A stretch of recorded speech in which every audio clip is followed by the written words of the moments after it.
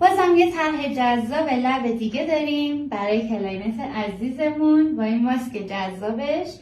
چرا ماسک زده؟ چون میخواد این طرح یه جای خیلی خاص بزنه، فقط برای همسرش. بریم که با هم فاینال کارو داشته باشیم. رخصت از لبت بوسه بچینم گل نازم، شب تا به سحر گفتم من از تو بسازم. میگم خواهر گلم مگه قرار نبود فقط شوهرش ببینه؟